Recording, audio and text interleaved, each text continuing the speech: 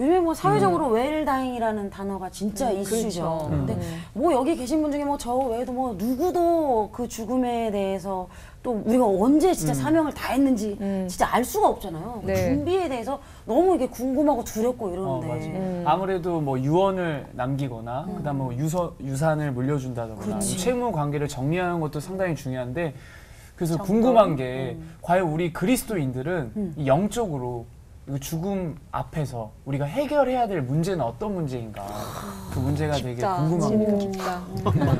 네. 두렵지만 직면해야죠. 네. 우리가 해결해야 될 문제가 있는데 순서를 조금 바꾸시죠. 네.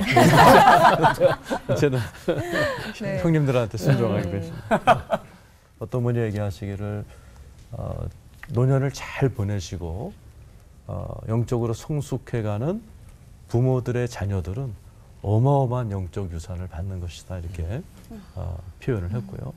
반대로 또 돌아가시 전에 해야 될 것은 영적인 묶임이나 영적인 숙제들은 풀고 가는 게 굉장히 중요한 것 같아요. 땅에서 풀어놔야 하늘이 풀리는 경우가 많습니다. 성경에 보면은 기드온이 참 잘했는데 성경에 보면 기드온이 올무를 남기고 갔다라고 이야기합니다. 에봇이라는 그런 올무를 남기고 가서 이스라엘 백성들이 우상 섬기듯이 하면서 그가 남겼던 또 하나의 올무는 너무 많은 자녀를 두었다는 것입니다. 70명. 그 중에 첩 아들이 나머지 아들 69명 중에 한 명을 빼놓고 다 죽이는 사건이 일어납니다.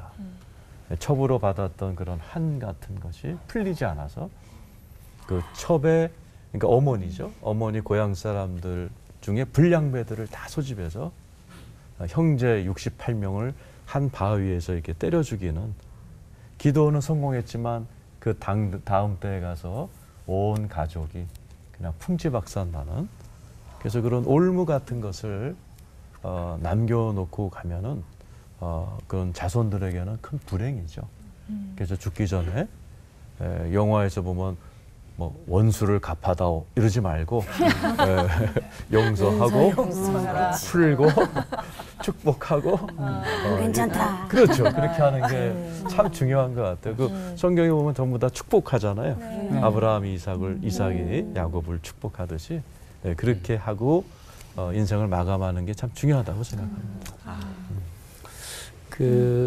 저도 이제 이 질문을 들으면서 이제 목사님 말씀하고 같은 거를 생각을 한 게 맺힌 거는 풀어야 된다. 그러니까 나이가 점점 들면서 맺힌 게 있으면 그게 심리적으로도 그게 나이가 들면서 잠재되어 있던 게 나온다 그러죠.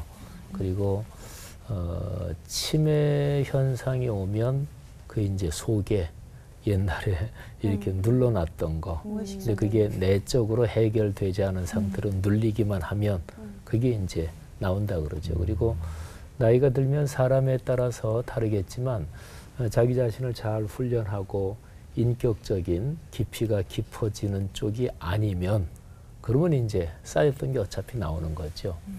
그래서 맺힌 거를 푸는 건 진짜로 중요한 것 같아요. 그리고 또 하나는 나이가 점점 들어간다 그러면 자연스럽게 나타나는 현상이 몸이 약해지잖아요. 그건 뭐 자연스러운 거죠. 그리고 주변의 인간관계, 친구가 아무래도 적어지잖아요. 그것도 당연한 거잖아요. 그러니까 나이가 들어간다 그러면 상식적으로 볼 때는 즐거울 일이 없습니다. 사실은. 즐거울 일이 없죠. 나이가 들어가고 여기에 이제 한 미모 하시는 분들, 뭐 여성분들 계신데 나이가 들어가면 뭐 주름살 지지 뭐 등등 다 하지. 저희 어머님이 그런 얘기를 하셨어요. 이게 세수할 때 이렇게 하고 맨 마지막 동작을 어떻게 하냐 그러길래 이렇게 하고 이렇게 하죠. 근데 이렇게 하는 것보다 세수할 때 마지막 동작을 이렇게 하는 게 이게 얼굴 피부에 훨씬 좋단다. 이게 평생 아침 저녁으로 세수할 거 아니겠어요. 근데 제 아무리 그렇게 해도 나이가 들면 그러니까 상식적으로 진짜 현실적으로 보면 나이가 들면 기쁠 게 진짜 없는 거죠. 근데 신앙적으로는 우리의 겉사람은 후패하지만 속은 날로 새롭도다. 저는 한 7, 8년 전인가 무슨 계기 때문에 나이가 들면 어떻게 하나, 어떻게 행복해지고 굉장히 골똘히 생각한 적이 있었어요. 근데 거기서 제가 얻은 중간 결론은 뭐냐면 기도를 훈련해야 되겠다. 그러니까 사람은 만남이 노후 준비에서 제일 필요한 게 친구라 그러잖아요. 근데 어차피 친구 관계도 점점 줄어들잖아요. 근데 진짜로 좋은 분하고 깊이 만난다. 그러면 게임 끝난 거잖아요. 하나님과의 기도가 훈련돼야 되겠다. 그래서 제가 교회 역사를 전공했는데 가만히 제가 조금 공부한 거 이렇게 생각해 보니까 야, 교회 역사에서 나이가 들면서 또는 신앙을 훈련하는 것 중에서 하나님과 깊이 만나는 이 기도의 훈련이 진짜 중요하구나.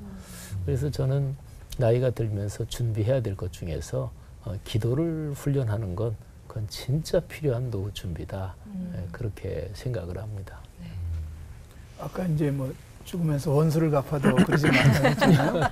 그러지 말라고. 그러지 말라고 했잖아요. 네. 근데 놀랍게도 네. 다윗이 원수를 갚아달라 그랬어요. 그랬죠. 열왕기상 2장에서 죽으면서 이야. 솔로몬에게는 딱 한 가지 말씀대로만 살아라. 그 다음에는 3명을 얘기하잖아요. 하나가 원수 갚을 놈들. 그게 이제 시므이하고 예. 요압이에요. 네가 알아서 처리해라. 넌 지혜로우니까. 그래가지고 그대로 솔로몬이 처리해서 둘이 다 죽죠. 네. 그런데 또 한 사람 남겼어요. 그게 바로 바르실레예요. 바르실레는 다윗이 그 압살롬의 반란을 피해서 도망갈 때 다윗을 대접해줬던 나이 많은 할아버지였어요.